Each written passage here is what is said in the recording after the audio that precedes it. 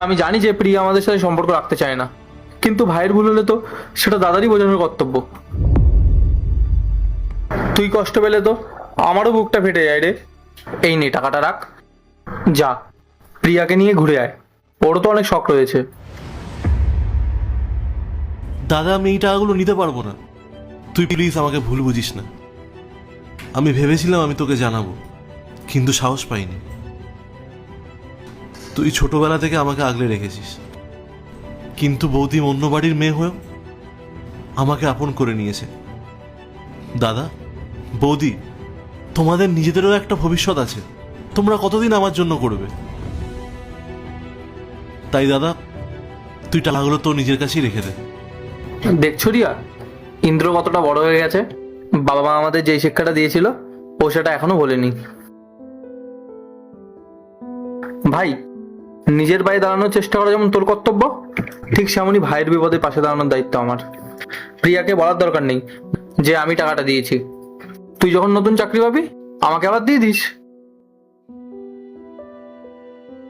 নিয়ে নাও ইন্দ্র, আর প্রিয়াকে নিয়ে কোথাও থেকে ঘুরে এসো। ও অনেক দিন ধরে কোথাও যাওয়ার কথা বলছিল।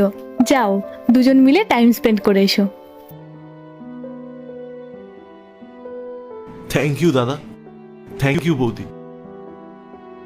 আমি আগের জন্মে হয়তো কোনো পুণ্যর কাজ করেছিলাম, তাই তোমাদের মতো মা বাবার সমান দাদা বৌদি পেয়েছি। আরে ঠিক আছে ঠিক আছে, যা গিয়ে এবার ইন্টারভিউ এর জন্য প্রস্তুতি নে। আর শোন, এই বাড়িটা আমাদের সবার। তোর যখন যা প্রয়োজন হবে আমাকে অবশ্যই জানাবি, আমি সব সময় তোর পাশে আছি। যা আজকে আমার গাড়িটা নিয়ে যা, বাইরে পার্ক করা আছে।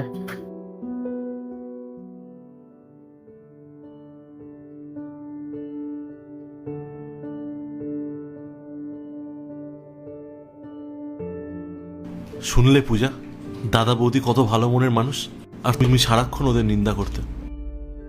আমাকে ক্ষমা করে দাও ইন্দ্র, আমি ভুল করেছি। আমি এই সুন্দর সংসারটাকে ভেঙে দিতে চেয়েছিলাম। আমি তোমার পাশে থেকেও বুঝতে পারিনি তোমার চাকরি নেই। অথচ অথচ ওনারা দূর থেকেই সেটা বুঝতে পেরেছেন। ওনারা আমাদেরকে নিয়ে কত ভাবে, অথচ আমার ভাবতেও লজ্জা লাগছে। প্রিয়া, বাবা মার কাছ থেকে কিছু লুকানো যায়? দাদা বৌদি সবটাই জানে। তুমি এই বাড়ির বউয়ের জায়গায় মেয়ে হয়ে দেখো, তাহলে তুমি বুঝতে পারবে যে দাদার বৌদি কত বড় মনের মানুষ।